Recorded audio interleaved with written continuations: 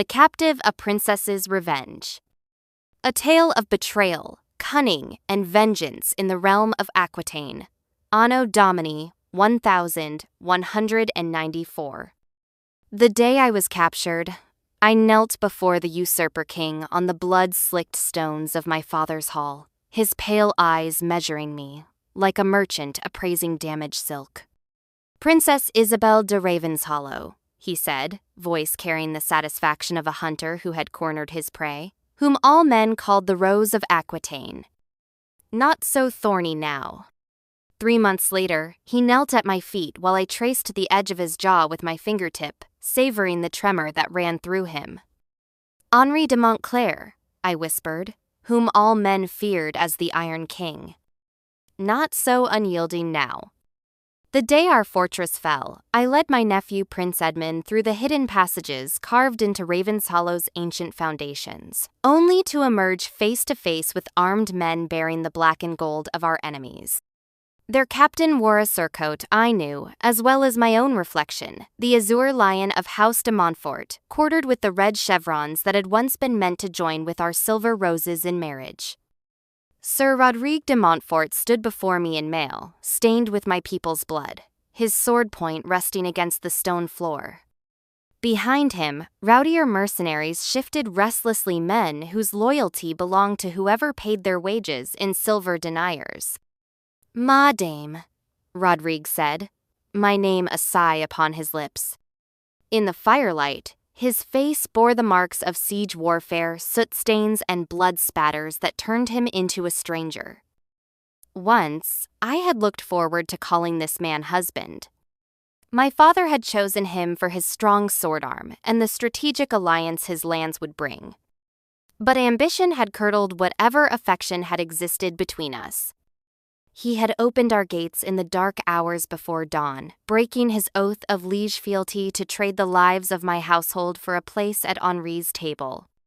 Above us, I could hear the crash of stone as Henri's trebuchets completed their work. The acrid smell of burning thatch drifted down the passage, my people's homes feeding the flames of conquest. I pulled Prince Edmond closer behind me, feeling his small frame tremble. At barely 12 summers, he had already witnessed his father's death defending the Great Hall, had seen his mother choose the dagger rather than capture. Now, only I stood between him and the wolves. The passage stretched behind us, leading deeper into the hill, but I knew Rodrigue had already posted men at every exit. There would be no escape, not yet. "I fear you mistake me for another, Sir Rodrigue," I said, letting tears track down my cheeks as I sank to my knees. The cold stone bit through my plain woolen kirtle, the garb of a servant, not a princess. Princess Isabel threw herself from the tower when the gates fell. Every soul in the bailey saw her leap in her cloth of gold gown rather than face dishonor. I am but Margot, her lady's maid, seeking shelter with this kitchen boy. It was half-truth wrapped in necessity, is less than #0. 6# is greater than Princess Isabel, had indeed leaped from the tower in golden silk, but the woman who jumped was my closest companion, Marie de Courcy, who had insisted on the deception. She died with my name on her lips while I lived with hers in my heart. "Surely you would not pursue a servant girl for sport? I know you loved my lady, truly your grief must be terrible. But killing those who served her will not bring Princess Isabel back to you." I watched Rodrigue's eyes narrow as my words found their mark. Around us, the mercenaries shifted restlessly. These men had been promised rich plunder, not a hunt through tunnels for servants. Already I could see doubt creeping across their weathered faces. "Besides," I continued, warming to my performance, "if this kitchen lad and I were truly the princess and her nephew, would the Iron King not reward you greatly for our capture? Yet here you stand, accusing a grieving maid based on... what? A resemblance in poor light? Surely Sir Rodrigue de Montfort, whose azure lion flew at Poitiers, does not need to invent victories where none exist?" The barb struck home. Several mercenaries exchanged glances. They knew as well as I that desperation could make men see phantoms. And if Rodrigue was wrong, if he wasted Henri's time with false prisoners. But my relief was short-lived. From the darkness behind the mercenaries came the measured tread of steel-shod boots. The men parted like wheat before a scythe as a new figure emerged into the torchlight. Constable Marc was a man carved from winter itself, tall, lean, with silver threading his dark hair and scars mapping his weathered face. His hauberk bore fresh dents from the day's fighting, and dried blood flaked from his gauntlets. This was Henri's strong right hand, the architect of 3 conquered kingdoms. Marc drove his warhammer into the packed earth floor, the sound echoing like a bell in the confined space. When he looked at me, his gray eyes held the patience of a hunter who had tracked prey across 100 leagues. "Clever words, Isabel de Ravenshollow," he said, his voice carrying the authority of absolute certainty. "But the woman who leaped wore a ring that did not belong to her, your seal ring, bearing the arms of Ravenshollow, quartered with your mother's arms of Lusignan. We found it on the stones below, still warm from a finger too slender for those heavy bands." My heart stuttered. Marie had insisted on taking even that final detail, that last symbol of my rank. I had not known it would damn us both.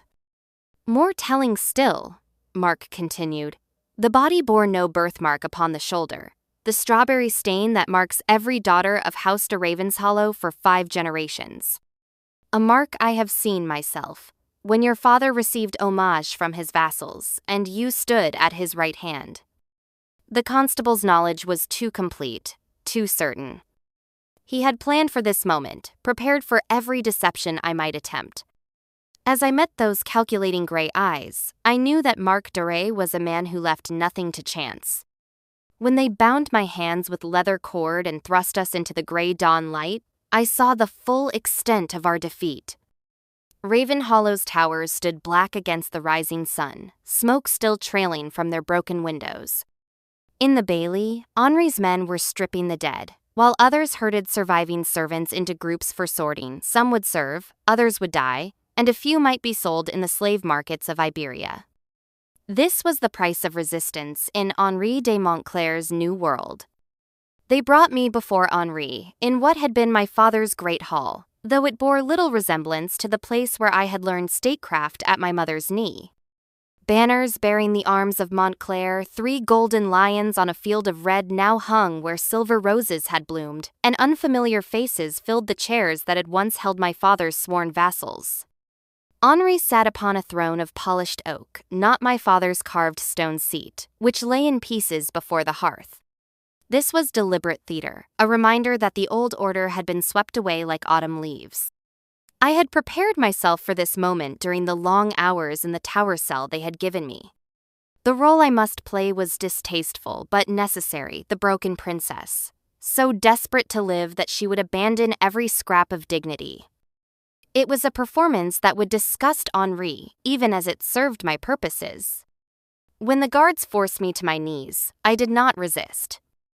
Instead, I pressed my face to the rushes strewn with sweet herbs and wept not entirely false tears, for the morning's revelations had shown me how completely I had underestimated my enemies.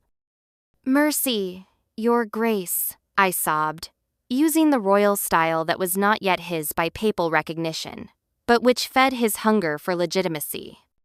"I beg you, spare my life.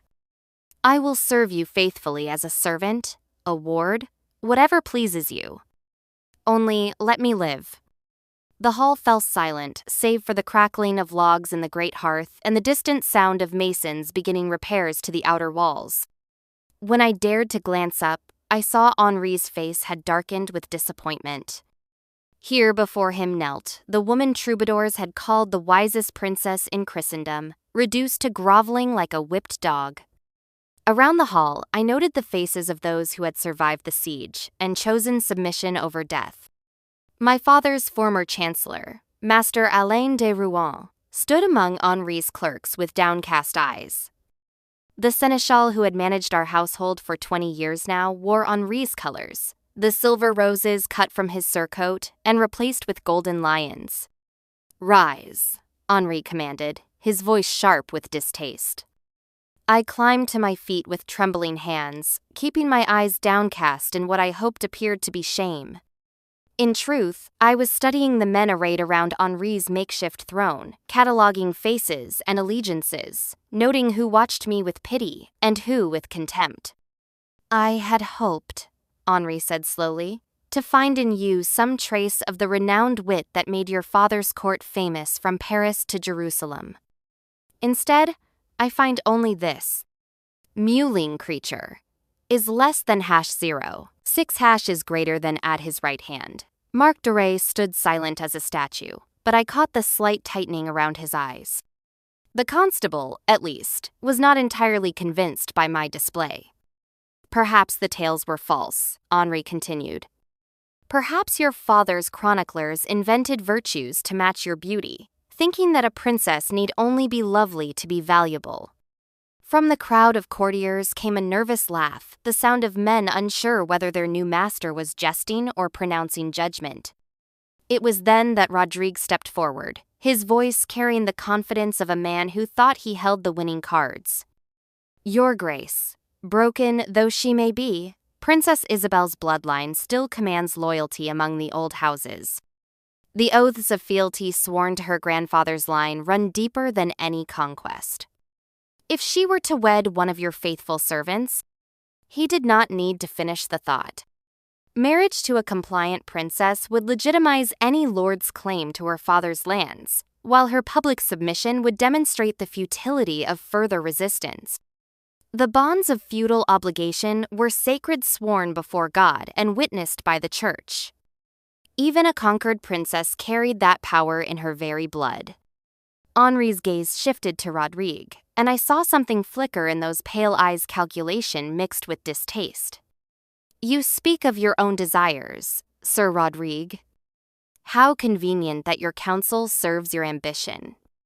"I speak only of service to your grace," Rodrigue replied, but his voice had grown tighter. "The princess and I were long betrothed by her father's will. To honor that contract would show your grace's respect for lawful bonds, while demonstrating your clemency to those who submit." Now Henri smiled, and it was not a pleasant expression. "Lawful bonds? You speak to me of law, you who open the gates of your liege lord's castle in the dark of night? Tell me, Sir Rodrigue, by what law does a sworn vassal break his oath of fealty and call it service?"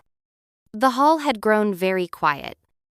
Several lords were studying their hands, while others watched Rodrigue with the fascination of men witnessing a public execution. The sacred nature of feudal oaths made Rodrigue's betrayal not merely treacherous, but blasphemous, a sin against God himself. But Henri was not finished. "Still, your point has merit. The princess's submission could indeed be useful." His gaze returned to me, and I saw the decision forming behind his eyes. "You will remain here, under our protection, until we determine what role you might play in our realm's future." I bowed deeply, as if his words were a divine blessing rather than a stay of execution. "Your grace's mercy exceeds even his reputation for justice." As the guards led me away, I caught Marc Duray watching me with those unsettling gray eyes. The constable had said nothing during the audience, but his silence felt more dangerous than any threat Rodrigue might have made. The quarters they assigned me were in the tower's middle level, comfortable enough to maintain the fiction of my status, but secure enough to prevent escape. More importantly, they were close to the chambers where they had housed Prince Edmond, though, whether by design or chance, I could not yet tell. As night fell over the conquered castle, I sat by my narrow window and began to plan. The first phase was complete, I lived, and my true identity was known but manageable. Now came the delicate work of positioning pieces on the board, of turning my captor's assumptions against them. Henri thought he held a broken princess.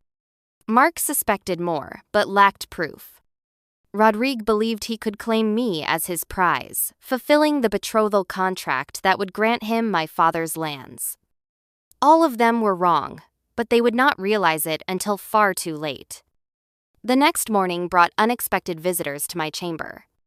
A serving woman entered with a basin of heated water, followed by another carrying a gown of fine blue wool trimmed with silver thread, not quite royal attire, but far above a prisoner's due.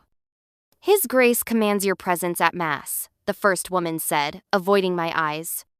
I recognized her as one of my father's former servants, now forced to navigate the treacherous currents of new loyalties. When I entered the castle's chapel, Henri was already kneeling before the altar, his golden head bowed in what appeared to be devout prayer. Marc de Rais knelt at his right side, while a collection of lords and knights filled the nave behind them. A space had been prepared for me near the front, another piece of theater designed to demonstrate my newfound submission. Father Benedict, our elderly chaplain, raised the host with hands that trembled slightly. Whether from age or fear, I could not tell, but his voice remained steady as he spoke the sacred words. The old priest had served at Ravenshollow since my grandfather's time, had baptized me in the same font where my father and his father had received the sacrament. When time came for the kiss of peace, Henri turned to me with calculated grace. "Peace be with you, cousin," he said, using the formal address that acknowledged my royal blood while emphasizing our new relationship. "And with you, your grace," I replied, offering my cheek for the ritual kiss. The ceremony proceeded with ancient dignity, but I noticed subtle changes that spoke of deeper transformations. The altar vessels were different, simpler than the jeweled chalices my father had commissioned, as if Henri preferred functionality to magnificence. Several wall paintings had been covered with hangings bearing his arms, erasing my family's presence from the sacred space. It was during the reading of the epistle that I noticed Prince Edmond. He sat in a corner with what appeared to be other young pages, dressed in the simple tunic and hose of a servant. Our eyes met for the briefest moment, and I saw that he understood the game we were playing. My nephew had always been quick-witted. Captivity had sharpened that natural intelligence to a blade's edge. After Mass, Henri approached me with what seemed like spontaneous courtesy. "Princess, we would be honored if you would join us at table this morning. Your counsel on certain matters would be valuable." The invitation was a command wrapped in silk, but I accepted it with every appearance of gratitude. As we walked toward the great hall, Henri spoke in low tones of his plans for the kingdom's governance, the need for experienced advisors, the importance of peaceful transitions. I listened with the attention of a student before a beloved master, occasionally offering small observations that demonstrated wisdom without challenging his authority. It was a delicate performance. I needed to appear useful without seeming dangerous. "Your father," Henri said as we took our seats at the high table, was known for his network of correspondences. Lords throughout Aquitaine and beyond sought his counsel. Such connections could prove beneficial to a new king seeking to establish his authority. "Indeed, Your Grace."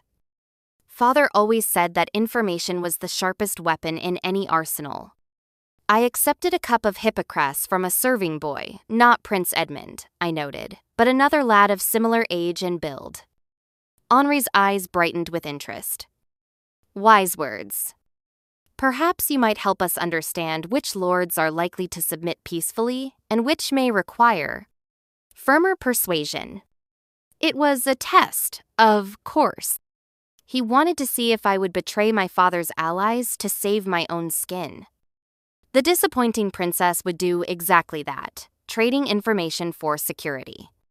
So I began to speak, offering a careful mixture of truth and misdirection. Lords who had already died in the siege, I described as wavering but ultimately loyal to Henri. Those still alive and dangerous, I portrayed as spent forces unlikely to cause trouble. It was a delicate weaving of lies, designed to satisfy Henri's immediate needs, while protecting those who might yet serve my purposes. Marc de Rais said nothing during this conversation, but I felt his attention like a weight upon my shoulders. The constable was too experienced to miss the subtle patterns in my responses, the careful way I steered Henri's attention toward harmless targets. As the morning meal progressed, I found myself studying the dynamics at Henri's table. Rodrigue sat among the other knights, his jaw tight with barely concealed frustration. He had expected to be granted my hand by now, or at least some clear indication of Henri's favor. Instead, he found himself watching his supposed prize offer counsel to the king who had denied his petition. The feudal nature of his claim complicated matters. Our betrothal had been arranged by my father as his overlord, sealed with oaths and witnessed by the church. Such contracts carried the weight of divine sanction. To break them without cause would invite accusations of impiety. Yet Henri could hardly grant me to a man whose loyalty remained suspect. After the tables were cleared, Henri dismissed most of the court with a wave of his hand. Only Marc and a few senior lords remained as Henri turned his attention back to me. "There is another matter we would discuss with you, Princess. Your young companion, the boy we found with you in the tunnels." My heart began to race, but I kept my expression merely curious. "Edmond? He has served my household since childhood. A loyal lad, though simple. Simple, perhaps, but bearing himself with unusual grace for a kitchen servant." Henri's voice carried a note of skeptical amusement. "Our constable has observed him at his duties and notes inconsistencies." Marc stepped forward, his gray eyes fixed upon my face. "The boy knows his letters, Highness. When given tasks requiring writing, he forms his words with the hand of one trained by clerics, not learned by chance. His manner of speech, when he thinks himself unobserved, carries the cadences of noble breeding." I forced myself to laugh, a sound of genuine amusement mixed with fond exasperation. "My lords are too suspicious. Edmond was indeed taught his letters. I insisted upon it, as he often carried messages for my household. As for his manner of speech, he has spent years listening to courtly conversation. Is it surprising that he might ape the patterns he has heard?" It was a reasonable explanation, and one that played into the image of the indulgent mistress fond of her servants. But Marc's expression remained skeptical. "Perhaps," he said slowly. "Yet there are other details that give pause. The way he sits a horse, the manner in which he holds a knife at table, small things, but telling to those who know how to read them." Henri raised a hand before I could respond. "Enough. If our suspicions prove correct, time will reveal the truth. If they are mistaken, no harm is done." He turned back to me with a smile that held no warmth. "In either case, the boy remains under our protection. We would not want him to come to any unfortunate accident." The threat was clear, though clothed in the language of care. Prince Edmond's safety depended upon my continued cooperation. It was a leash around my throat, but also an opportunity for a hostage could become a weapon if the hand that wielded it grew careless. As I was escorted back to my chambers, I caught sight of Marc lingering in the corridor outside the great hall. The constable was speaking in low tones with a man I did not recognize, tall, lean, with the calloused hands of a craftsman and intelligent eyes that missed nothing. When Marc noticed my attention, he smiled a cold expression that promised future conversations. That night, as I knelt before my narrow window and spoke the words of Compline, I began to understand the true nature of my prison. Henri might rule by day, but Marc de Rais was the spider at the center of the web, and I was far from his only prey. The game had begun in earnest, and the stakes were higher than even I had imagined. 3 days passed before Marc de Rais made his move. He came to my chambers after the morning meal, unannounced and unaccompanied, a deliberate display of confidence that set my nerves on edge. "Walk with me, Highness," he said, offering his arm with courtly grace. "The morning is fine, and these stone walls grow stifling after a time." I could hardly refuse, though every instinct warned against being alone with this dangerous man. We descended to the castle's inner ward, where Henri's soldiers practiced at arms under the pale autumn Sunday. The ring of steel on steel filled the air, punctuated by shouted commands and the occasional grunt of pain as wooden practice swords found their mark. Marc said nothing for several minutes, apparently content to watch the mock combat. When he finally spoke, his voice carried the casual tone of one commenting on the weather. "You play your role well, Highness." The broken princess, grateful for any scrap of mercy. Henri finds it satisfying proof that even the proudest flower can be made to bend. I kept my expression neutral, though my pulse quickened. "I fear you mistake gratitude for performance, Lord Constable. His Grace's clemency has been the salvation of both my nephew and myself." "Your nephew?" Marc turned to study my face with those unsettling gray eyes. "Yes, let us speak of young Prince Edmond. A remarkable transformation, to go from heir to a throne to kitchen servant in the space of a single day. Such adaptability speaks to unusual maturity for one so young. Adversity ages us all, my lord. The boy has seen his father butchered and his home burned. Is it surprising that such trauma might sober a child's manner? Is less than #0. 6 is greater than. Marc nodded thoughtfully. Indeed, trauma can work such changes. Tell me, does the boy remember his father well? The question seemed innocuous, but I sensed the trap hidden within it. Marc was testing my knowledge of Edmond's true history, seeking inconsistencies that might reveal our deception. "He speaks of him often," I replied carefully, "though his memories are perhaps colored by a child's grief. He recalls more of his father's kindness than his lordship, natural enough for one so young." Marc resumed walking, leading me toward the castle's herb garden. "And his mother? Does he speak of her as well?" Another test. Edmond's mother had died in the siege, but a kitchen boy would have no particular reason to mourn a lady he served only distantly. Sometimes, though it pains him greatly. She was kind to all the household servants. Her loss weighs heavily upon us all. We had reached the garden, where late roses still bloomed despite the advancing season. Marc paused beside a particularly fine bush, its red blossoms deep as heart's blood. "Roses," he murmured, touching one of the blooms with surprising gentleness. "Your father's device, was it not? Silver roses on a field of azure. I always thought them a curious choice for a warrior's arms. Beauty requires protection, my lord. The rose may be gentle, but its thorns are sharp." Marc smiled, the first genuine expression of pleasure I had seen from him. Spoken like a true daughter of Ravenshollow. "Your father would be proud." Then, so quickly I almost missed it, his manner shifted. The smile vanished, replaced by the cold calculation of a predator selecting prey. "There is something I would show you, Highness. A discovery made yesterday that you might find illuminating." He led me to a small chamber in the castle's base, one I recognized as having once belonged to our treasurer.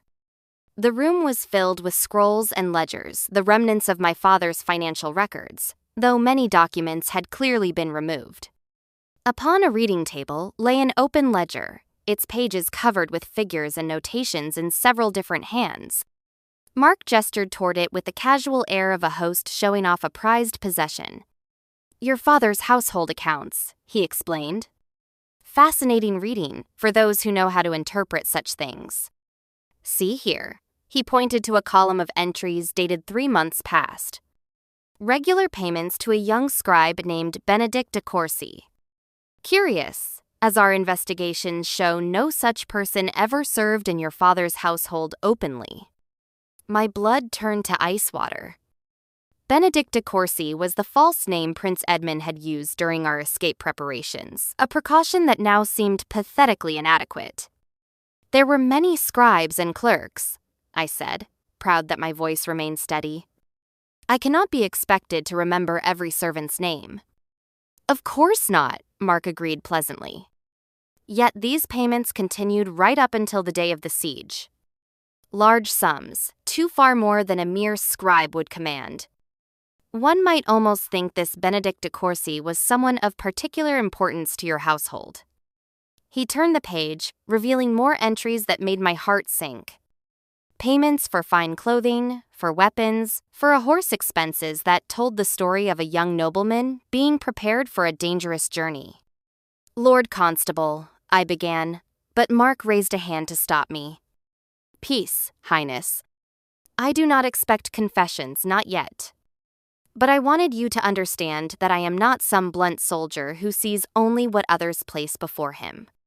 I know that young Prince Edmond lives, just as I know that you would die before betraying his location." He closed the ledger with deliberate care, his movements unhurried and precise. "What I offer is a bargain," he continued. "Your nephew's safety, guaranteed, in exchange for your cooperation in certain matters that concern His Grace's reign. Not betrayal. I would not insult you by suggesting such a thing. Merely assistance in smoothing the transition from your father's rule to Henri's." It was elegantly done, the threat wrapped in courtesy, the demand disguised as an offer.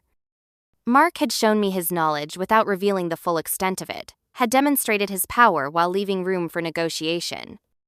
"What manner of assistance?" I asked, accepting the inevitable. "Nothing that would compromise your honor, Highness." Henri faces certain challenges to his legitimacy. Lords who question his right to rule, churchmen who wonder about the canonicity of his coronation. Your support, publicly given, would go far toward silencing such doubts. You speak of my public marriage to one of Henri's chosen supporters. Marc's smile returned, cold as winter moonlight. I speak of many possibilities, Highness. Marriage is but one path among several. The choice, as always, remains yours. But we both knew the choice was illusory. Marc held Prince Edmond's life in his hands, and he would not hesitate to crush it if I proved uncooperative. The only question was how I might turn this new captivity to my advantage. As he escorted me back to my chambers, I found myself reassessing everything I had assumed about my captivity. Henri might wear the crown, but Marc de Rais was the true power behind the throne, and he was far more dangerous than I had imagined. That night, I knelt before my window and tried to pray, but the words seemed hollow. Beyond the glass, storm clouds gathered on the horizon, dark with the promise of change. The game had shifted again, and I was no longer certain who held the advantage. On the feast of St. Michael, Henri commanded my presence at a grand ceremony in the castle's chapel. The occasion was his formal investiture as rightful king of Aquitaine, complete with the blessing of Bishop Arnaud de Comminges, whom Henri had summoned from Toulouse to perform the sacred rites. I had been given a gown of deep crimson silk for the occasion, with sleeves that trailed to the floor and a golden circlet for my hair. The message was clear. I was to play the role of willing submission, the conquered princess who blessed her conqueror's triumph. The chapel blazed with candles, their light dancing off the silver vessels upon the altar. Henri knelt before Bishop Arnaud, who held a vial of holy chrism, not the sacred oil from Saint Denis that had anointed the kings of France, but sanctified oil nonetheless. Every gesture was calculated to demonstrate Henri's legitimacy, his divine right to rule through God's anointed representative. I took my assigned place among the assembled nobles, noting faces both familiar and strange. Many of my father's former vassals had bent the knee to Henri, their oaths of fealty transferred to the new order through the ancient mechanisms of feudal law. Some wore Henri's colors openly, while others retained their family arms but bore small tokens, badges, or livery collars that marked their submission. Rodrigue stood with the other knights, his azure surcoat marking him as one of Henri's sworn men. But I noticed he wore no new honors, bore no marks of particular favor. His gambit to claim me in marriage had failed, leaving him just another sword in Henri's service. Marc de Rais occupied a place of honor near the altar, his weathered face impassive as stone. When our eyes met briefly, I saw something flicker in those gray depths, not threat, exactly, but a reminder of our unfinished business. Bishop Arnaud's voice rose in the ancient prayers, calling upon heaven to bless this new king and guide his reign with wisdom. The Latin words echoed off the stone walls with timeless authority, investing the ceremony with sacred power that no amount of political calculation could diminish. But as he lifted the crown, my father's crown, taken from the royal treasury, I caught sight of movement in the chapel's shadows. Father Benedict, our elderly chaplain, stood near the door, his face grave with some inner struggle. The old priest had served at Ravenshollow through 3 generations of my family, had baptized me in the same font that had held sacred water for 100 years. When Bishop Arnaud called for any who would contest Henri's right to speak now or forever hold their peace, the old priest stepped forward. "My Lord Bishop," Father Benedict said, his voice carrying clearly through the chapel, "I would speak a word of caution before this sacred act proceeds." The chapel fell silent as death. Henri's face darkened with fury, while Marc's hand dropped to his sword hilt. Bishop Arnaud himself seemed taken aback by this unprecedented interruption to the sacred ceremony. "Speak, brother," the bishop said carefully, "but know that this is a solemn hour, not one for idle discourse." Father Benedict bowed deeply before continuing. "My lord, I serve here as chaplain by appointment of His Holiness Pope Celestine III, and I bear responsibility for the spiritual welfare of this flock.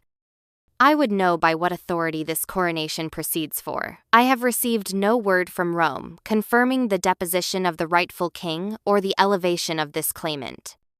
The words struck like a thunderbolt. Henri rose to his feet, his face flushed with rage, but Bishop Arnaud raised a hand to forestall any outburst. "The authority of heaven, brother, which manifests itself through just war and righteous victory. God has shown his will through the strength of arms." "Yet," Father Benedict replied with the stubborn courage of age, "our Holy Father has spoken often against the sin of usurpation, and the Church teaches that earthly crowns require divine sanction as well as temporal power. The decretals are clear: no king may be anointed without proper authority from St. Peter's successor. Until such sanction is given, how may we proceed with clear conscience?" I watched this exchange with growing excitement, though I kept my face carefully neutral. The old priest was taking an enormous risk, challenging Henri's legitimacy before his entire court. But he was also raising questions that would resonate far beyond this chapel's walls. Henri could not allow this challenge to stand.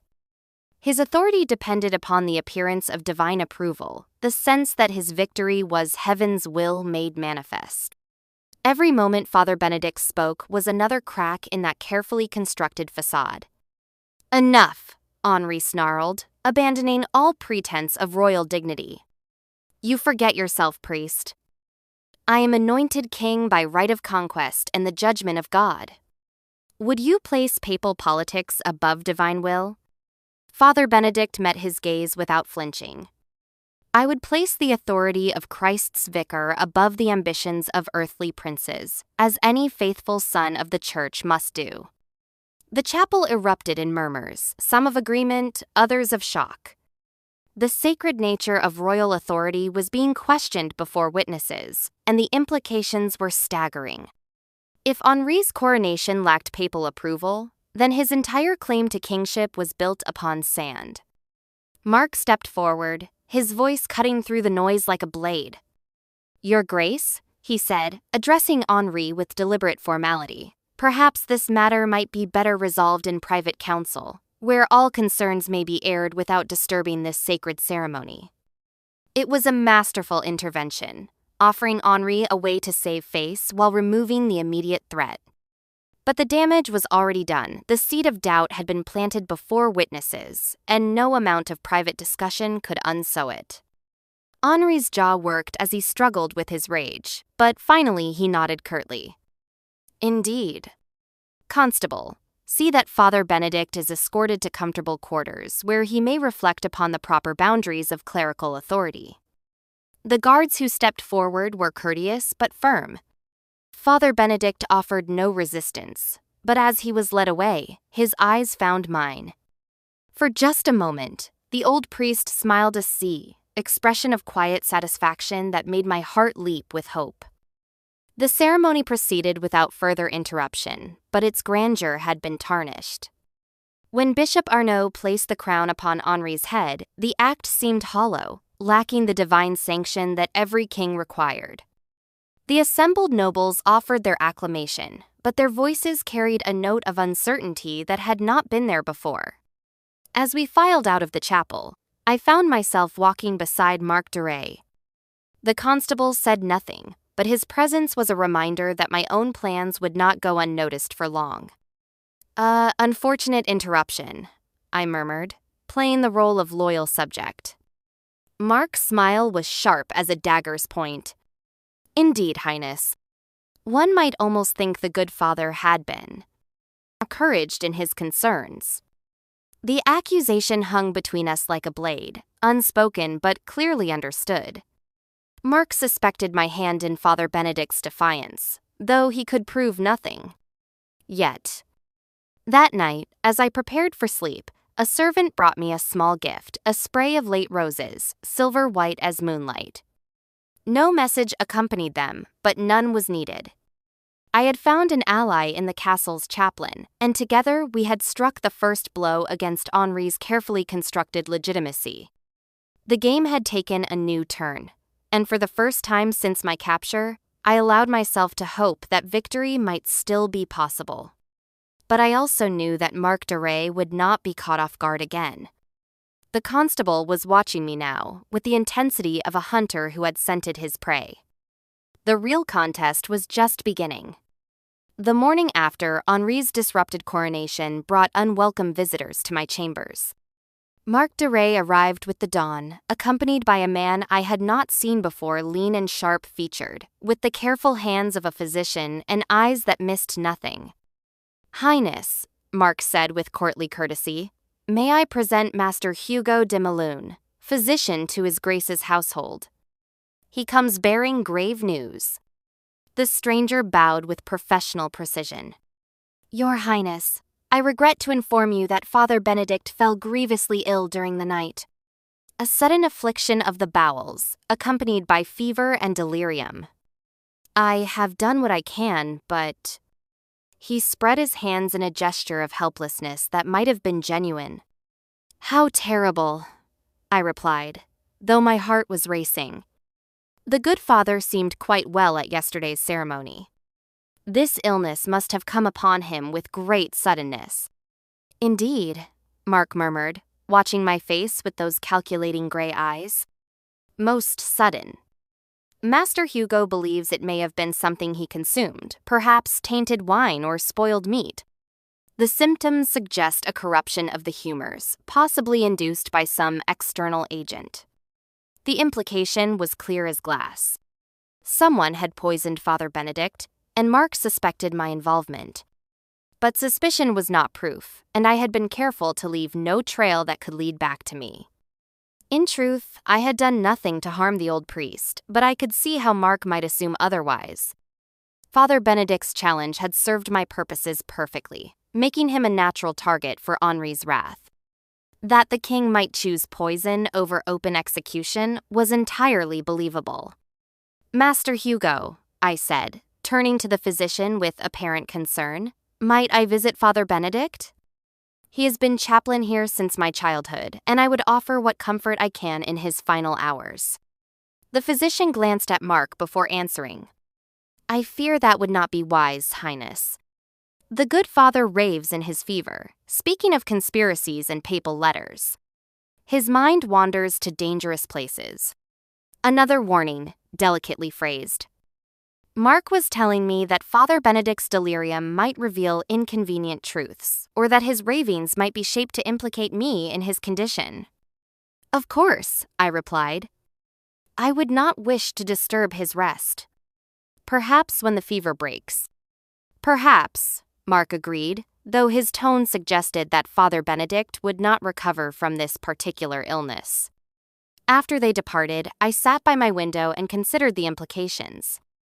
The old priest's defiance had cost him his life, but it had also accomplished something vital. It had raised questions about Henri's legitimacy that would spread beyond the castle's walls. Word of the disrupted coronation would reach other lords, other bishops, the papal court itself. Henri had moved swiftly to silence one critic, but in doing so, he had created a dozen new doubts. That afternoon brought another visitor, Brother Thomas, a young monk from the nearby abbey of St. Emmerin. He came bearing what appeared to be routine business requests for donations, updates on the abbey's affairs, formal acknowledgement of Henri's rule. But as Brother Thomas knelt before my chamber's small altar to offer prayers for Father Benedict's recovery, he spoke in Latin phrases that carried a hidden meaning. "Pax vobiscum, Domina," he murmured. The friends of Blessed Benedict remember his teachings. The letter to the Romans speaks of patience in tribulation and faith in deliverance. Romans, chapter 13, the passage that spoke of earthly authority as God's instrument, but also of divine judgment upon unjust rulers. Brother Thomas was telling me that Father Benedict's allies had not been silenced by his poisoning. "Gratias tibi, frater," I replied carefully. "I shall pray that his teachings bear fruit in season." When the monk departed, he left behind a small prayer book, seemingly forgotten in his haste. Hidden within its pages, I found a letter sealed with plain wax that bore no identifying mark. The contents were brief but devastating. "To our beloved daughter in Christ, greeting. We have received disturbing reports of irregularities in the investiture recently performed in your realm. Until such matters may be properly investigated, we enjoin all faithful children of the Church to withhold recognition of any coronation performed without papal sanction.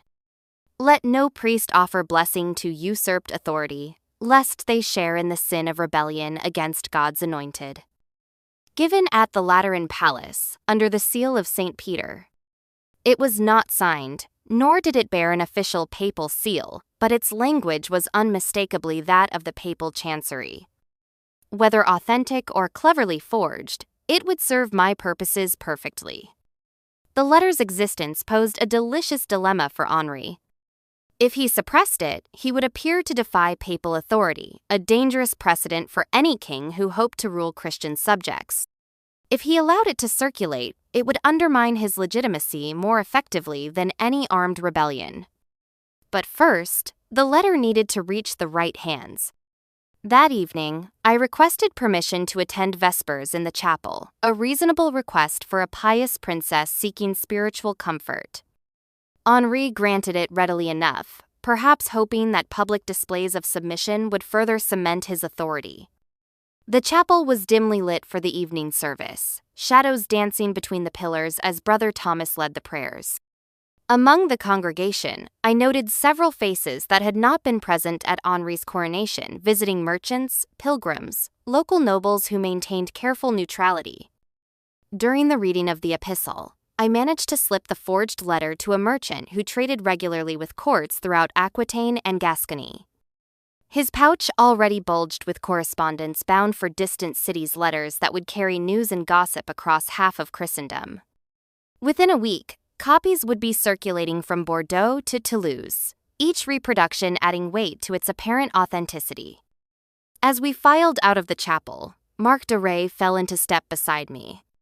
His presence was no longer coincidental. The constable was watching me constantly now, looking for any sign of the subtle warfare I was waging against Henri's regime.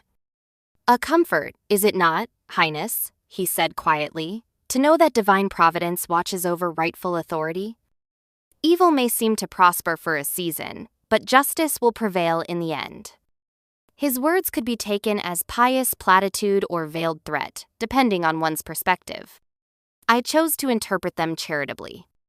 "Indeed, Lord Constable. The Church teaches us that all earthly power flows from heaven, and that those who rule without divine sanction will surely face judgment." Marc's smile was cold as winter's starlight. "Precisely, Highness. One might almost think you had been reading St. Paul's letter to the Romans. So he knew about the papal letter or suspected its existence. Perhaps Brother Thomas was not as careful as I had hoped, or perhaps Marc's network of informants was more extensive than I had realized. But knowledge was not proof, and Marc could hardly accuse me of correspondence with Rome without revealing his own surveillance methods. For now, we were locked in a dance of mutual suspicion, each aware of the other's game but unable to act openly. As we reached my chambers, Marc paused in the doorway. "Oh, I nearly forgot, Highness. His Grace has decided to move young Edmond to more suitable quarters, closer to the other pages and squires, where he might learn proper service to his betters." My blood turned to ice. Separating me from Prince Edmond would eliminate my ability to coordinate with him, while placing him under closer supervision. It would also make him more vulnerable to the kind of accident that might befall an inconvenient hostage. "How thoughtful of His Grace," I managed to say. "The boy will benefit greatly from such company." "I thought you would approve," Marc replied. "Education is so important for the young, is it not? One never knows what lessons they might learn, or how those lessons might shape their futures." After he departed, I knelt before my window and tried to calm the storm of fear and rage that threatened to overwhelm me.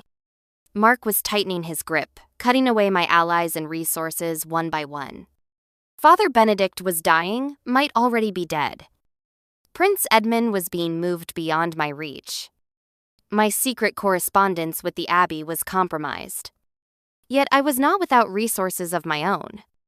The papal letter was already spreading through the kingdom, sowing doubts about Henri's legitimacy. The old priest's martyrdom had created a rallying point for those who opposed the usurper's rule. And Marc's very caution showed that he still feared what I might accomplish. The game was far from over, but the stakes had risen once again.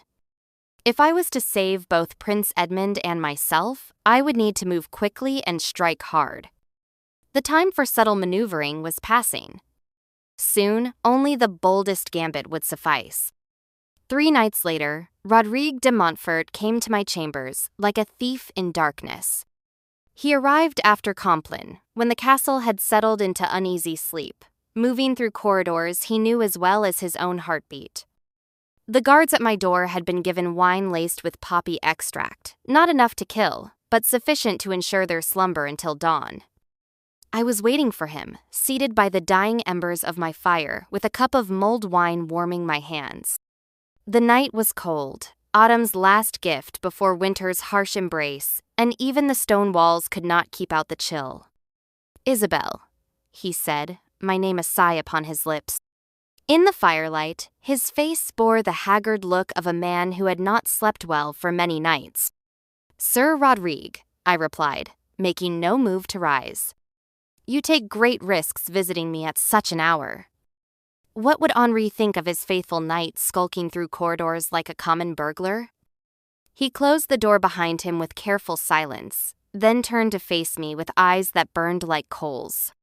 "Henri thinks many things, few of them true. He thinks I betrayed your father for gold and glory. He thinks I opened Ravenshollow's gates out of craven ambition. Did you not?" The question emerged sharper than I had intended, carrying 3 months of suppressed anger and grief. Rodrigue was silent for a long moment, staring into the fire as if it might hold answers to questions he feared to ask. When he spoke again, his voice carried the weight of confession. "I opened the gates to save your life," he said quietly. "Your father was dying. The physicians had already given him to God's mercy. Your brother, Henri, would never have surrendered, not even with the walls breached and his men slaughtered in the bailey. He would have fought to the last stone, and you would have died with him." I set down my wine cup with hands that had begun to tremble. "You lie." "I swear by St. James and all the saints of heaven, I do not." "Your father called me to his deathbed 2 days before the final assault. He knew the end was coming, knew that resistance was hopeless. His last command was to save you, whatever the cost to my honor or his legacy." The words struck me like physical blows. My father, dying in agony while enemy trebuchets battered his walls, choosing dishonor over his daughter's death. It was exactly the kind of sacrifice he would make, exactly the burden he would place upon the man he had chosen as my husband. "If this is true," I whispered, "why did you not tell me? Why let me believe you were just another ambitious traitor?" Rodrigue laughed, a sound bitter as wormwood. because you would have done something magnificent and foolish to stop me. You would have found a way to die gloriously beside your brother, leaving me to face Henri de Montclair with empty hands and a broken oath. He stepped closer, close enough that I could see the lines grief had carved around his eyes. Do you think it was easy, watching you kneel before that usurper? Is less than #0. 6 is greater than. Do you think I felt no rage when he spoke of making you his ward, his trophy of conquest? Then why endure it? Why not simply tell Henri the truth and be done with this charade? Because, Rodrigue said, his voice dropping to barely above a whisper, your father's plan was more complex than simple survival. He knew that Henri would need legitimacy, would seek to bind the old bloodlines to his new order. He knew that a living princess, properly positioned, might accomplish what a martyred one could not. I stared at him, understanding beginning to dawn like winter sunrise, pale and cold and terrible. He meant for me to marry you, to give Henri's regime the blessing of royal blood, and then to destroy it from within, yes. A princess might influence policy, shape succession, ensure that's certain. Corrections were made to Henri's rule. Your father may have been dying, but his mind remained sharp as a blade's edge. The scope of the conspiracy staggered me. My father, playing a game that stretched beyond death itself, using his own daughter as the final piece in a strategy that would take years to unfold. It was brilliant and monstrous in equal measure. But Henri denied your petition to marry me, I pointed out. The plan has already failed. Rodrigue's smile was grim as a death's head. Has it? Henri may have refused my suit, but he has not granted you to another. You remain unmarried, available for the right proposal at the right moment. And Henri's position grows weaker by the day. He was right, I realized. The forged papal letter was already working its poison through the kingdom's veins. Henri's legitimacy was crumbling, and desperate men make desperate choices. What do you propose? I asked, though I suspected I already knew the answer. Help me restore my standing with Henri. Give me intelligence about Marc's plans, about the threats Henri faces from Rome and the old nobility. In return, I will ensure that when Henri falls, and he will fall, Prince Edmond is positioned to reclaim his rightful throne. It was a devil's bargain, alliance with the man who had destroyed my family's honor to save my life. But it was also a path back to power, a way to turn Rodrigue's betrayal into an instrument of restoration. And if I refuse? Then Marc will continue his patient work until he has eliminated every threat to Henri's rule, including you and your nephew. The constable is methodical, Isabel. He will not make the mistake of leaving enemies alive to conspire against him. Rodrigue was right about that as well. Marc had already demonstrated his willingness to use poison against Father Benedict, to separate me from Prince Edmond, to slowly strangle any resistance to Henri's authority. Time was not on my side. What intelligence could I possibly possess that would be valuable to you? More than you realize. You see how Henri's court divides, which lords offer true loyalty and which merely calculate advantage. You hear Marc's orders to his agents, observe the patterns of his surveillance. Small details, perhaps, but they build into a larger picture. I considered his proposal while the fire burned lower, shadows lengthening across the chamber's stone walls. The alliance he offered was treacherous ground. One misstep would see us both destroyed. But it was also the first real chance I had been offered to strike back at my captors. Very well, I said at last. But I have conditions of my own. Rodrigue raised an eyebrow, waiting. First, Prince Edmond's safety is guaranteed above all other considerations. Whatever happens to me, he must survive to reclaim his birthright. Agreed. Second, when Henri falls, it will be by our design, not Marc's. I will not see one usurper replaced by another. Also agreed. What else? I met his eyes across the dying fire, seeing there the reflection of my own desperate determination. When this is finished, when Prince Edmond sits upon his father's throne and justice has been served, you and I will settle our accounts. You may have acted from loyalty to my father, but betrayal remains betrayal. Honor demands satisfaction. Rodrigue nodded slowly, as if he had expected no less. When the time comes, I will answer for my choices. But until then, we are allies against a common foe. He stepped forward and extended his hand, palm up in the ancient gesture of oath-giving. I placed my own hand upon his, feeling the calluses earned by years of sword work, the scars that marked a warrior's life. By St. James and the crown of thorns, he swore, I pledge my sword to your service and your nephew's restoration. Let God judge me if I prove false. And I pledge my wit and will to the same cause, I replied. May the saints preserve us both, for we walk a dark road indeed. As Rodrigue departed through the same shadows that had brought him, I remained by the dying fire and tried to assess what I had gained. An ally, yes, but one whose loyalty was tainted by past betrayal. Information that recast my father's death in a new light, but which also burdened me with expectations I was not certain I could fulfill. Most importantly, I had chosen a side in the larger game that was unfolding around Henri's throne. No longer was I merely reacting to Marc's moves, now I was actively plotting the usurper's downfall. The dance of kings and queens was about to become a great deal more dangerous. Marc's response to our nocturnal alliance was swift and merciless.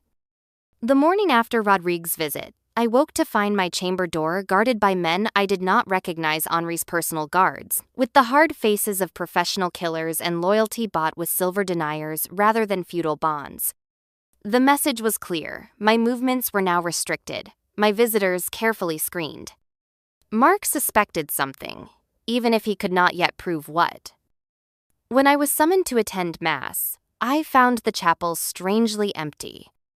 The usual collection of courtiers and servants had been replaced by a careful selection of Henri's most trusted supporters.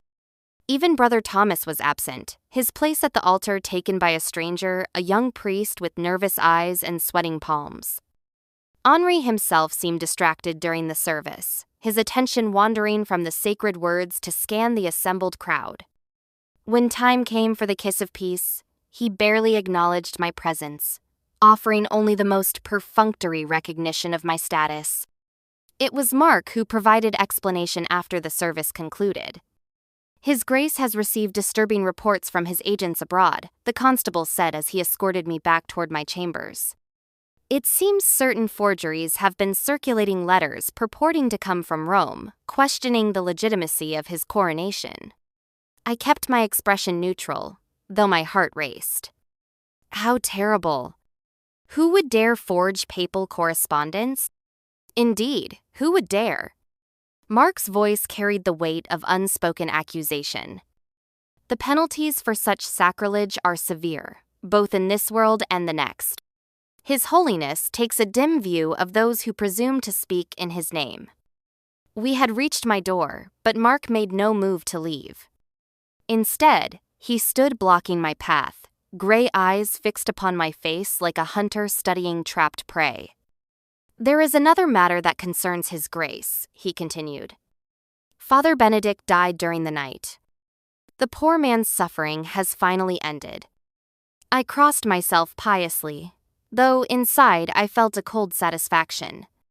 The old priest's martyrdom was complete, his witness sealed in blood. Now, his defiance of Henri's coronation would take on the weight of sacred testimony. May God rest his soul, I murmured. He was a good man, faithful to his calling. Indeed, so faithful that he spoke of certain revelations during his final delirium. Visions, perhaps, or memories of conversations that might have taken place in darker corners of the castle.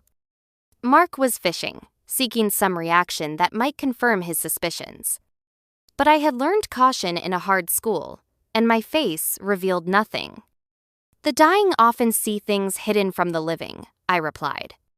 The Church teaches us that the veil grows thin when the soul prepares for its final journey. Quite so. Marc stepped aside, finally allowing me passage to my chambers. His Grace will be interested to hear your thoughts on the matter. He values your counsel greatly, you know. That afternoon brought a summons to Henri's private study, a chamber that had once belonged to my father's chancellor. The room had been stripped of its former elegance, decorated now with maps of Henri's expanding domains and ledgers, recording the tribute extracted from conquered territories. Henri sat behind a massive oak table, its surface covered with correspondence bearing seals from across Christendom. His pale hair caught the light from narrow windows, giving him an almost ethereal appearance that belied the steel beneath. "Cousin," he said, using the familial address that emphasized both my royal blood and my subordinate position. "We have matters to discuss that require your particular insights." I took the seat he indicated, noting that Marc had positioned himself where he could watch my every expression. The game had reached a delicate phase, where a single misstep might prove fatal. "Your Grace honors me with his confidence." Henri lifted one of the letters from his table, its papal seal intact but somehow accusatory in his hands. "We have received word from Rome, genuine correspondence this time, not the forgeries that have been troubling our realm. His Holiness expresses concern about certain irregularities in our coronation." The letter's contents were predictable. Papal agents had investigated the disrupted ceremony, interviewed witnesses, gathered testimony about Father Benedict's objections. The Vatican was demanding answers, threatening investigation, hinting at the withdrawal of recognition. "What counsel would you offer, cousin? You know the ways of the Church better than most." It was a trap, of course. Henri wanted me to advise him how to placate Rome, thereby implicating myself in the resistance to his rule. If I refused to help, I would appear disloyal. If I helped too effectively, I would undermine my own cause. I chose a middle path, offering advice that sounded helpful, while actually strengthening papal resolve. "Your Grace might consider sending envoys to Rome," I suggested. "Men of unquestioned loyalty who could explain the circumstances of your coronation, emphasize your commitment to church teaching, perhaps offer some gesture of penance for any inadvertent offense." Henri nodded thoughtfully, apparently pleased by the suggestion. But Marc's expression remained skeptical. The constable was too experienced to miss the subtle poison in my counsel. For who would Henri send as envoys? Men like Rodrigue, whose loyalty was already suspect, or foreign routiers, who commanded no respect in papal circles. Any embassy would likely strengthen rather than diminish Vatican concerns. "An excellent suggestion," Henri said. "We shall begin preparing such an embassy immediately. Perhaps Sir Rodrigue might lead the delegation. His knowledge of church matters could prove valuable." It was perfectly done. Henri was unknowingly handing me another opportunity to coordinate with my hidden ally, while Marc could hardly object without revealing his own suspicions. But the constable was not finished with his maneuvering. "Your Grace," Marc said smoothly, "might it not be wise to ensure that our cousin's own loyalties are beyond question before entrusting such sensitive negotiations to those in her circle? The papal investigators will surely inquire about Princess Isabel's role in recent events." Henri's eyes sharpened, sensing the undercurrent of accusation in Marc's words. "What role could she have played?" "She has been under our protection since the siege." "Indeed, Your Grace. Yet certain irregularities have come to light. The forged papal letters, for instance, required knowledge of chancery procedures that few outside the Church possess. Father Benedict's defiance also suggests coordination with outside agents. The net was tightening around me, but I had anticipated this moment. My response was already prepared. "Lord Constable," I said with quiet dignity, "if you have accusations to make, please speak them plainly. I have offered my service to His Grace faithfully since my capture. If that service is no longer desired..." I let the sentence hang, allowing Henri to draw his own conclusions. Marc was forcing him to choose between his constable's suspicions and his own political needs. A king who appeared unable to command the loyalty of a captive princess would hardly inspire confidence in other potential subjects. Henri studied both of us for a long moment, weighing political calculation against personal caution. Finally, he raised a hand to forestall further discussion. Enough. We will not have our court divided by unfounded suspicions. Princess Isabel has given us no cause for distrust, and her counsel has proven valuable. The matter is closed. Marc bowed stiffly, accepting the rebuke with professional composure. But I could see the cold fury in his gray eyes, the promise of future reckoning. As we were dismissed, I caught sight of a document half hidden beneath other papers on Henri's table. It bore the seal of the Holy Roman Emperor, another potential threat to Henri's independence, another front in the diplomatic war that was slowly engulfing his realm. The usurper's crown was growing heavier by the day, and I intended to ensure it became unbearable. That night, Rodrigue came again to my chambers, moving through corridors he now knew were watched. But Marc's surveillance had gaps, old castle servants who remembered their true allegiance, guards whose loyalty could be purchased with silver taken from Henri's own treasury. The papal embassy is approved, I told him without preamble. Henri names you as leader of the delegation. Rodrigue's eyes gleamed in the candlelight. Perfect. How long do we have? A fortnight, perhaps less. Henri grows desperate. The papal pressure combines with other threats to make his position untenable. I told him about the imperial correspondence I had glimpsed, the growing web of diplomatic entanglements that Henri faced. Each new challenge weakened his authority, created fresh opportunities for those who would see him fall. There is more, Rodrigue said grimly.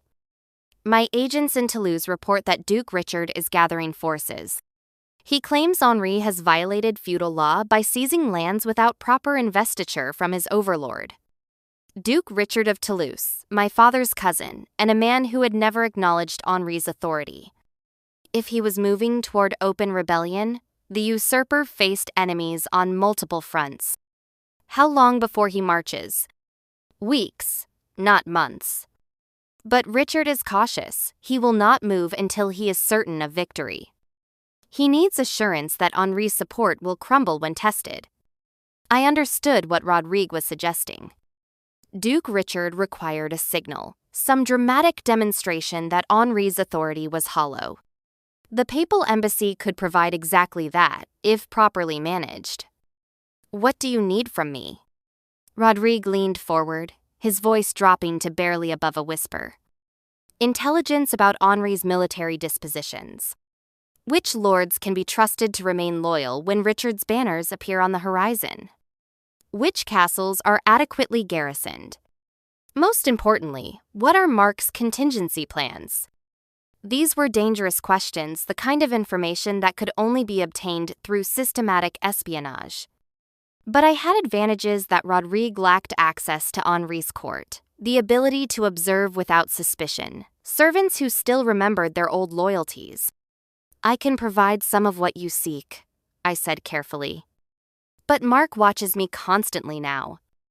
Any intelligence gathering will need to be subtle, patient. Time is a luxury we lack, Rodrigue replied. Marc grows more suspicious by the day. Soon he will find pretext to move against you directly, consequences be damned. He was right, I knew.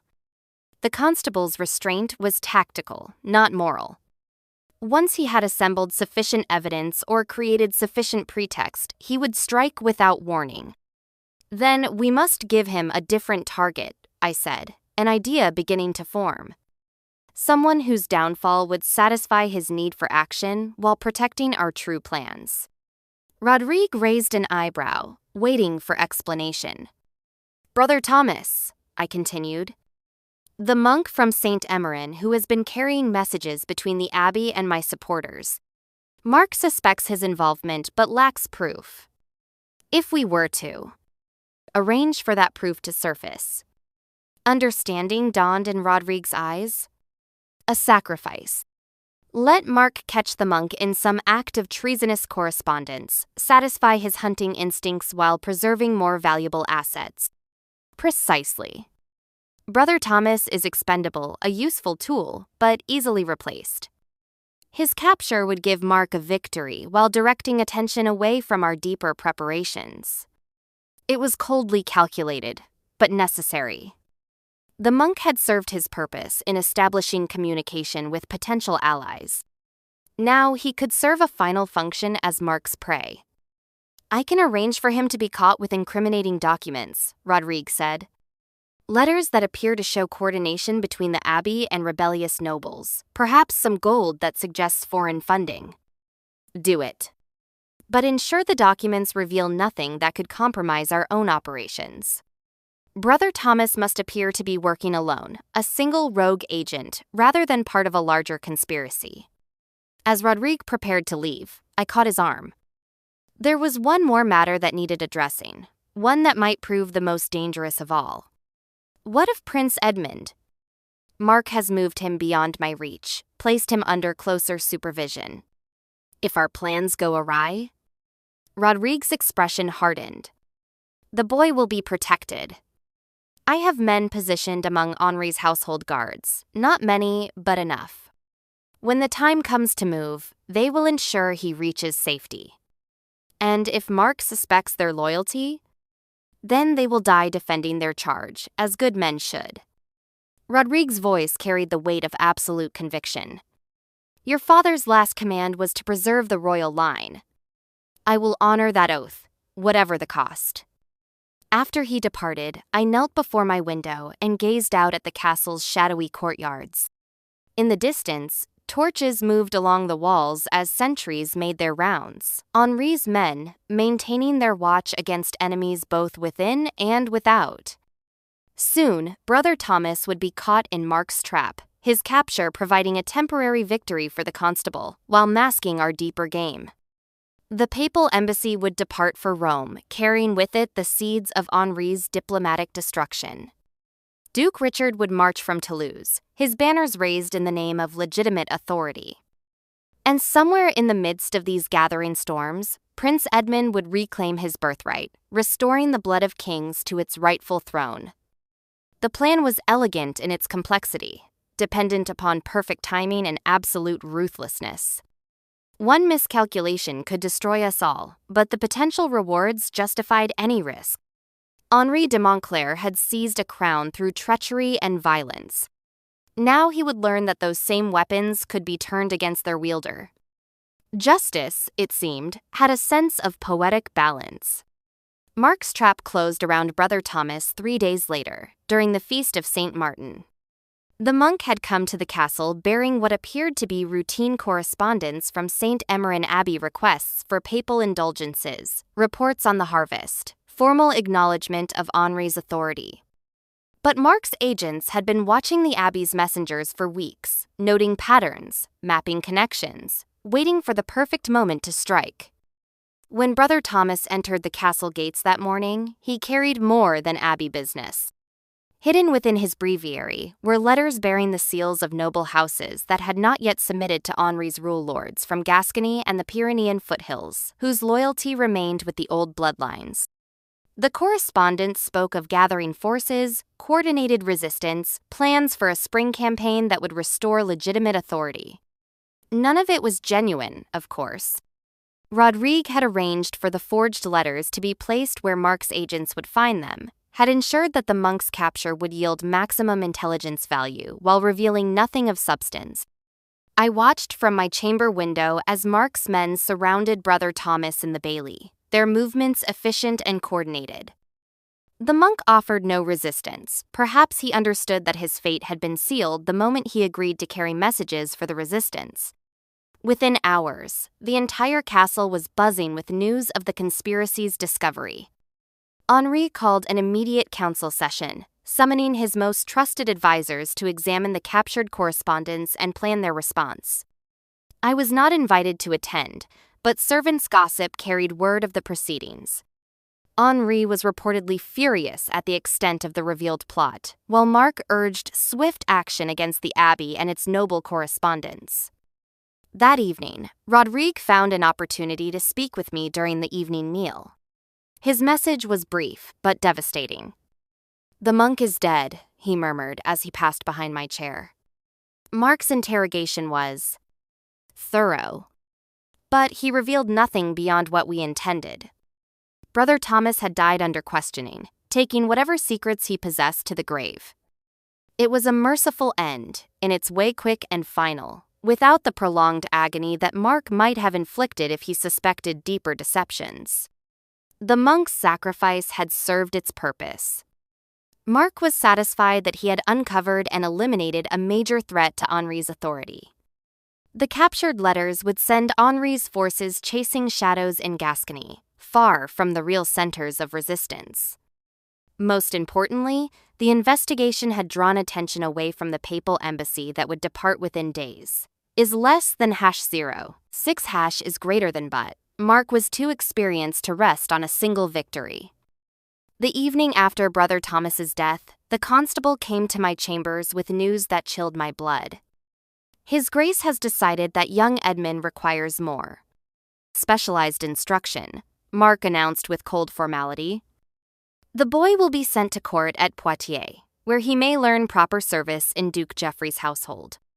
Poitiers, 3 days' ride from Ravenshollow, and under the control of Geoffrey de Lusignan, one of Henri's most ruthless supporters.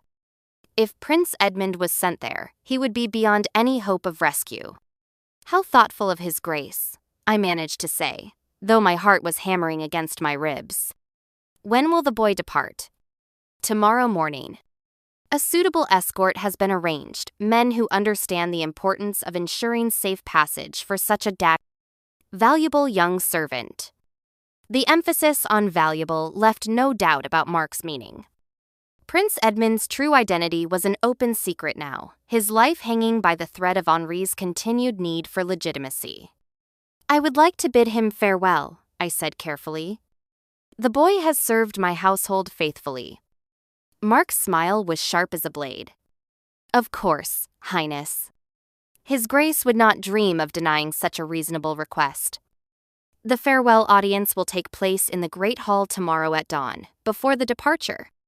Public, formal, witnessed by dozens of Henri's supporters. There would be no opportunity for private communication, no chance to pass intelligence or coordinate escape plans." That night, I paced my chamber like a caged wolf, mind racing through possibilities and contingencies. Rodrigue's men were positioned among the household guards, but could they act quickly enough to prevent Prince Edmond's departure? Marc would have anticipated the threat, surrounded the boy with his most trusted soldiers. A direct rescue attempt would likely end in failure and exposure, dooming both Prince Edmond and any hope of future resistance. But allowing him to be sent to Poitiers was equally unacceptable. The solution, when it came to me, was as desperate as it was audacious. Before dawn, I summoned the servant who had been assigned to attend me, a young woman named Agnes, whose father had served in my household before the siege. Her loyalties, like those of many castle servants, remained with the old bloodlines, despite the change in masters. "I need you to carry a message," I told her, pressing a small roll of parchment into her hands. "To the captain of Prince Edmond's escort, before they depart. Tell him it comes from Princess Isabel, and that it concerns information vital to the boy's safety." Agnes nodded wordlessly, understanding the risks she was accepting. If caught, she would face the same fate as Brother Thomas' interrogation, torture, death. The message itself was carefully crafted to serve multiple purposes. "To the captain of guards, the boy you escort carries more than his simple appearance suggests. Enemies of His Grace have learned of his value and plan to intercept your party before reaching Poitiers. Trust no one you meet on the road. Accept no offers of hospitality. Deviate from the main routes at all costs. The crown's enemies are cunning and well-informed. May God preserve you all." It was signed with my seal, making it appear to be a loyal warning about potential threats. But the real message lay in what it implied: that Prince Edmond's identity was known to hostile forces, that his value as a hostage had been compromised, that keeping him alive might be more dangerous than profitable. A paranoid captain, reading such a warning, might decide that the safest course was to eliminate the threat entirely. A dead kitchen boy could tell no tales, reveal no secrets, embarrass no masters with inconvenient claims to royal blood. It was a gamble that made my stomach churn with its moral implications. I was gambling Prince Edmond's life on the assumption that Rodrigue's agents would intercept the escort before my forged warning could bear its poisonous fruit. Agnes returned within the hour, her face pale but determined. "It is done, my lady." "The captain read your message with great interest." "Good. Now go to the kitchens and ensure you are seen by many witnesses. If anyone asks, you carried no messages this morning. You merely attended to my needs as always." At dawn, I made my way to the great hall for the formal farewell. Prince Edmond stood among a small group of servants being transferred to other households, a common enough practice that attracted little attention. Only his posture betrayed his true breeding, the way he held his head despite the humble clothes he wore. Henri sat upon his makeshift throne, Marc at his right hand like a gray-eyed guardian. The ceremony was brief and formal, a few words about the honor of service, the importance of loyalty, the bonds that connected all subjects to their rightful lord. When my turn came to bid farewell, I stepped forward and placed my hand briefly upon Prince Edmond's shoulder. "Serve faithfully," I said, my voice carrying clearly through the hall. "Remember what you have been taught, and trust in God's providence." The words were innocent enough, but Prince Edmond's slight nod told me he understood. Whatever happened on the road to Poitiers, he would be ready. The escort departed with the morning mist, 20 men-at-arms surrounding a handful of servants and supplies. I watched from my window until they disappeared beyond the castle's outer walls, then settled down to wait. The waiting was agony. Hours crawled by with no word, no sign of success or failure. Marc went about his duties with customary efficiency, betraying no anxiety about the escort's progress. Either he was supremely confident in his arrangements, or he was as skilled at concealing worry as he was at everything else. It was nearly vespers when a lone rider appeared on the horizon, his horse lathered with sweat from hard riding. I recognized him as one of the escort's scouts, returning alone in circumstances that suggested urgent news. Within minutes, horns were sounding from the castle's towers. Marc strode across the bailey with his usual purposeful gait, but I noticed the slight tension in his shoulders that betrayed inner concern. The news, when it came, was everything I had hoped for and feared. The escort had been attacked 2 leagues from the castle, at a crossroads where the main road forked toward Poitiers and Toulouse.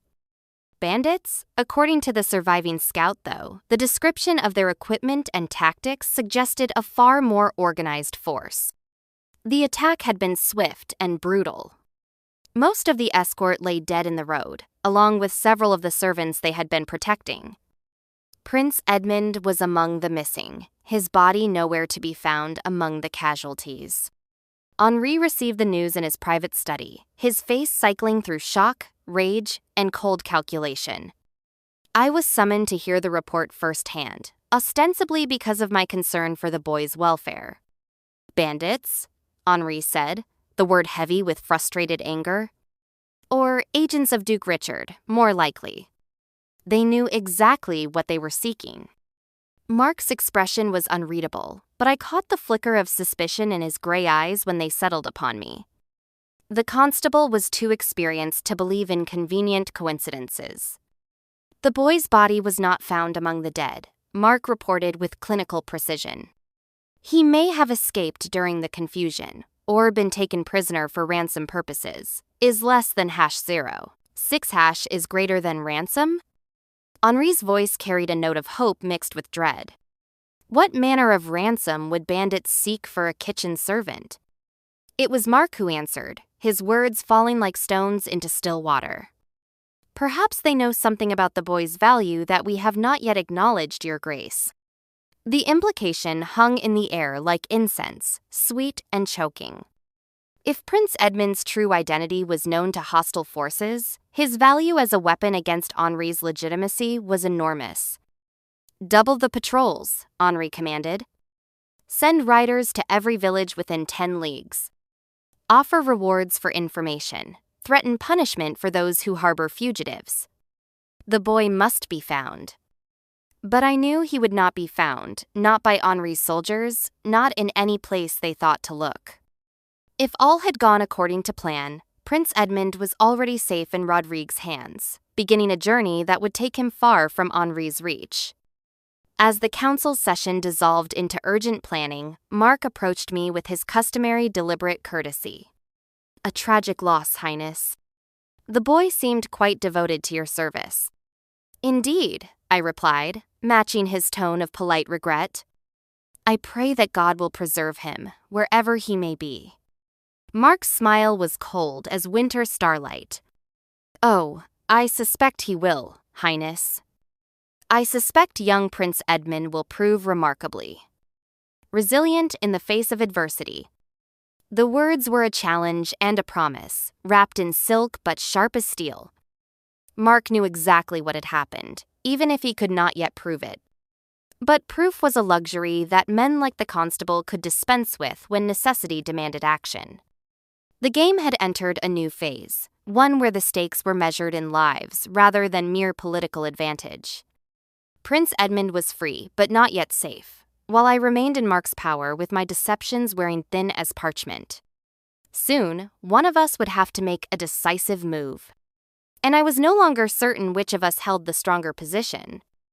The papal embassy departed Ravenshollow 3 days after Prince Edmond's disappearance, under circumstances that could not have been better designed to serve my purposes. Henri was distracted by the search for his missing hostage. Marc was stretched thin, coordinating intelligence gathering, and the court buzzed with rumors that painted the kingdom as beset by enemies on all sides. Rodrigue led the delegation with appropriate ceremony, 20 knights in gleaming mail, a dozen clerks to handle correspondence, wagons loaded with gifts for the papal court. To casual observers, it appeared to be exactly what Henri intended, a serious diplomatic effort to resolve the growing rift with Rome. But I knew better. Among Rodrigue's carefully chosen companions were men whose loyalties lay with the old bloodlines, knights who would serve as messengers to potential allies across Christendom. The embassy would indeed reach Rome, but its journey would sow seeds of rebellion in every court they visited. I watched the departure from my chamber window, noting how Marc's agents formed a discreet escort. The constable was taking no chances with this critical mission. His own reputation depended upon its success. What Marc did not know was that Rodrigue carried more than diplomatic credentials. Hidden among the legitimate papal correspondence were letters bearing the seals of hostile powers. The Holy Roman Emperor, who disputed Henri's right to rule independent territories, the King of Aragon, who coveted the southern provinces, Duke Richard of Toulouse, who claimed authority over the entire region by right of blood. Each letter was carefully crafted to appear genuine while advancing my larger strategy. The emperor's correspondence hinted at military support for rightful claimants to disputed thrones. The Aragonese offered trading concessions in exchange for territorial considerations. Duke Richard's letter was a masterpiece of diplomatic subtlety, promising ecclesiastical support while demanding recognition of legitimate succession rights. When these documents reached Rome, as they inevitably would, through the networks of spies and informants that infested every papal court, they would paint a picture of Henri as a usurper whose authority was rejected by every legitimate power in Christendom. But the embassy's departure also left me more vulnerable than ever. With Rodrigue gone and Prince Edmond beyond Henri's reach, Marc could focus his full attention on unraveling my remaining deceptions. The constable's first move came that very evening, in the form of a summons to Henri's private chambers. I found the king pacing before his hearth like a caged wolf, his pale hair disheveled and his eyes wild with frustration. "Cousin," he said without preamble, "we have received disturbing intelligence from our agents in Toulouse. Duke Richard is indeed gathering forces, as we suspected. But the scale of his preparations suggests a campaign far larger than mere border raids. Marc stood beside the hearth, his gray eyes reflecting the firelight like burnished steel. Our estimates suggest Richard commands nearly 2,000 men-at-arms, with more arriving daily. Such a force could only have one objective. War, Henri said flatly. Open rebellion, with the goal of placing the boy pretender upon our throne. The boy pretender was their euphemism for Prince Edmond, though they still maintained the fiction that he was merely a kitchen servant of suspicious parentage. Even now, Henri could not bring himself to acknowledge the full scope of the threat he faced. "What counsel do you offer, cousin?" Henri asked, turning to me with desperate hope. "You know Duke Richard's mind better than most. How might we counter his strategy?" It was a trap, of course. Marc wanted to see how I would respond to the crisis, whether my advice would serve Henri's interests or subtly advance his enemy's cause. I chose my words with careful precision. "Your Grace's best defense lies in legitimacy, not force of arms. Duke Richard can field larger armies, command greater resources. But he cannot match your divine sanction if the papal court confirms your authority." Henri nodded eagerly, seizing upon this hope like a drowning man grasping driftwood. "Yes, exactly. The embassy to Rome is more crucial than ever. We must secure papal recognition before Richard can march." Marc's expression remained neutral, but I caught the slight tightening around his eyes. The constable understood the deeper implications of my counsel that I was encouraging Henri to stake everything upon a diplomatic solution that was doomed to fail. "There is another consideration, Your Grace," Marc said smoothly. "Our enemies will not wait passively for papal pronouncements. They will seek to undermine your position through subterfuge and sabotage, using agents already positioned within your court." The accusation was carefully indirect, but its meaning was clear. Marc was preparing to move against me, using the crisis as justification for extreme measures. Henri caught the undercurrent of suspicion and turned to study my face with new intensity. "What are you suggesting, Constable?" "Merely that Your Grace should trust only those whose loyalty is beyond question," Marc replied. "In times such as these, even the appearance of divided counsel can prove catastrophic." I felt the noose tightening around my throat, but maintained my composure. "Lord Constable speaks wisely, Your Grace. Perhaps it would be better if I withdrew from court entirely, retired to some quiet convent where my presence could not be misconstrued." It was a calculated gambit, forcing Henri to choose between Marc's suspicions and his own political needs. A king who could not command the loyalty of a captive princess would appear weak before his own nobles, while banishing me to a convent would validate every whisper about his insecurity. Henri studied both of us for a long moment, weighing options that all carried terrible risks. Finally, he shook his head with visible frustration. "No. We will not have it said that Henri de Montclair fears the shadows cast by his own subjects. Princess Isabel has given us faithful service, and we will not reward that service with groundless suspicion." Marc bowed stiffly, accepting the rebuke with professional grace.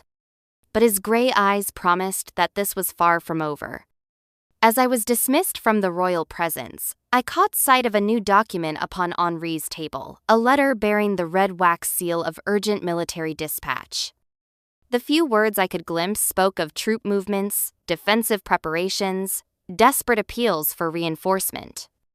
Henri's kingdom was beginning to crumble from within, just as I had planned.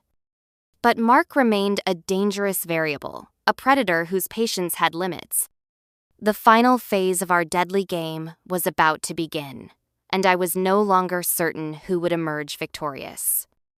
Marc's patience finally shattered 3 weeks after the embassy's departure, triggered by news that should have brought him satisfaction but instead confirmed his worst fears. Is less than #0. 6# is greater than A. Messenger arrived at dawn bearing word from Rome. The papal court had received Rodrigue's delegation with appropriate ceremony, granted them audience with His Holiness. listened to their carefully crafted explanations with diplomatic courtesy, and then politely declined to render immediate judgment on Henri's legitimacy. Instead, the Vatican announced its intention to conduct a full investigation into the circumstances surrounding Henri's coronation, the validity of his claims, and the canonical propriety of his assumption of royal authority. The investigation would be thorough, the Pope's letter stated, and would include testimony from all relevant parties. For Henri, the news was devastating. Papal recognition was the keystone that held his entire edifice of legitimacy together. Without it, he remained a successful rebel rather than a rightful king, and successful rebels could be overthrown by other rebels.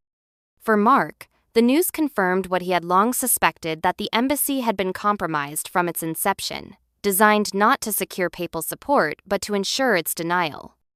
I learned of the constable's fury secondhand, through servants' whispers and overheard conversations. Marc had reportedly raged at his subordinates for failing to prevent what he called obvious sabotage, demanded investigations into every member of the embassy's composition, threatened dire consequences for anyone found complicit in the diplomatic disaster. But Marc's anger was cold and calculating, rather than merely emotional.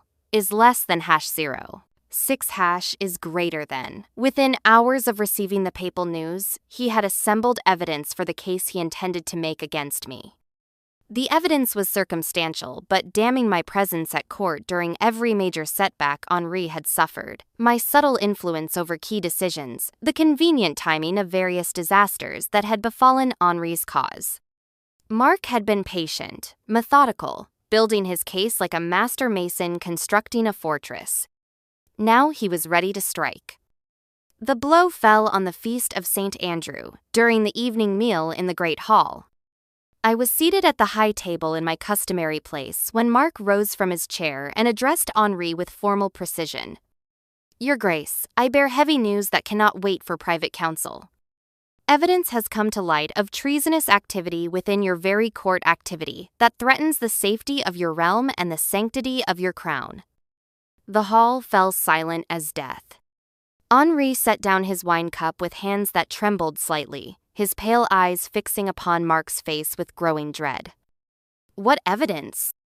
Henri asked, his voice barely audible above the crackling of torches. Marc gestured to a servant, who brought forward a wooden casket filled with documents. The constable lifted them one by one, displaying them to the assembled court like a prosecutor presenting evidence to a tribunal. Letters, Your Grace, found hidden within the chambers of Princess Isabel. Correspondence with known enemies of your reign, including Duke Richard of Toulouse and certain rebellious lords who refused to acknowledge your authority. I felt the blood drain from my face as I recognized several of the documents' letters I had never written, bearing seals that appeared to be mine, but which must have been carefully forged. Marc had been busy during the week since the embassy's departure, crafting the evidence he needed to destroy me. Furthermore, Marc continued, his voice rising with righteous indignation, we have testimony from captured agents revealing the full scope of this conspiracy. The disruption of your coronation, the forged papal letters, the mysterious disappearance of the boy pretender, all coordinated by the same treacherous hand. Henri's face cycled through shock, betrayal, and cold fury. When he looked at me, I saw the death sentence forming in his eyes. "Have you anything to say in your defense, cousin?" he asked, the familial address now weighted with irony and contempt. I could have protested my innocence, demanded proof of the accusations, appealed to his sense of justice. But Marc's trap was too well constructed for mere denials to suffice. The constable had anticipated every defense I might offer and prepared counters for each. Instead, I chose a different path, one that would serve my larger purposes, even as it sealed my immediate fate. "Your Grace," I said, rising from my chair with all the dignity I could muster, "I regret that my service has not met your expectations. If my presence at court has become inconvenient, then perhaps it would be best for all concerned if that presence were ended." It was not a confession, exactly, but neither was it a denial. I was giving Henri permission to do what Marc's evidence demanded, while maintaining a shred of royal dignity. Henri studied my face for a long moment, perhaps looking for some sign of the broken princess he thought he had captured months ago. What he saw instead was the daughter of kings, facing death with the same courage her ancestors had shown on 100 battlefields. "So be it," he said finally. "Princess Isabel de Ravenshollow, you stand convicted of high treason against our person and realm. The sentence is death, to be carried out at dawn tomorrow." The pronouncement sent ripples of shock through the assembled court. Many of these nobles had known me since childhood, had danced at my father's court, had sworn oaths to the royal bloodline I represented. Now, they watched in silence as that same bloodline was condemned to extinction. Marc's satisfaction was evident in the slight relaxation of his shoulders, the way his hand moved away from his sword hilt. The constable had eliminated his most dangerous opponent and secured Henri's throne against the subtlest of threats. Or so he believed. As the guards moved forward to escort me to my final imprisonment, I caught sight of a familiar face among the crowd of servants: Agnes, the young woman who had carried my message to Prince Edmond's escort. Her eyes met mine for just a moment, and I saw understanding pass between us. The game was not over. Is less than #0. 6 is greater than even in death. I would serve the cause of justice. That night, in the castle's deepest dungeon, I knelt upon the straw-covered stones and spoke the words of my final prayers. But I was not praying for my own soul's salvation. I was praying for the success of plans already set in motion, for the safety of Prince Edmond, for the destruction of Henri's usurped throne. Dawn would bring my execution, but it would also bring something else, the culmination of schemes that Marc's vigilance had been unable to detect. For I had learned something during my months of captivity, something that Marc's paranoia had blinded him to. The most effective conspiracies are not those hidden in shadows and sealed chambers, but those conducted in plain sight by people whose loyalty is assumed rather than verified. The servants who had attended me, the guards who had watched me, the clerks who had recorded my conversations, all had been chosen for their supposed neutrality, their lack of connection to the old loyalties. Marc had overlooked the most basic truth of castle life, that servants see everything, hear everything, and remember everything. And many of these servants had family, friends, and connections that stretched far beyond Ravenshollow's walls. By morning, word of my execution would spread through every village and farmstead within 50 leagues. The news would travel along roads and rivers, carried by merchants and pilgrims, until it reached every court in Christendom. Henri de Montclair, the self-proclaimed King of Aquitaine, had murdered Princess Isabel de Ravenshollow in cold blood. No amount of propaganda could soften such an act. No diplomatic subtlety could excuse such barbarity. The usurper would find himself isolated, despised, condemned by every legitimate authority in the Christian world. And in that isolation, he would become vulnerable to the forces already gathering against him. As the first light of dawn crept through the dungeon's narrow window, I smiled. Death held no terror for one who had already achieved victory. The rose of Ravenshollow would bloom again, watered by martyrs' blood and nurtured by the righteousness of a just cause. Epilogue: The Crown Restored. From the Chronicle of Brother Anselm of St. Emmerin, written in the 3rd year of the reign of King Edmond the Restorer, the execution of Princess Isabel de Ravenshollow marked the beginning of Henri de Montclair's end, though the usurper did not realize it at the time. Indeed, Marc de Ray believed that eliminating the princess would strengthen Henri's position by removing the last symbol of the old bloodline's resistance. They were both catastrophically wrong.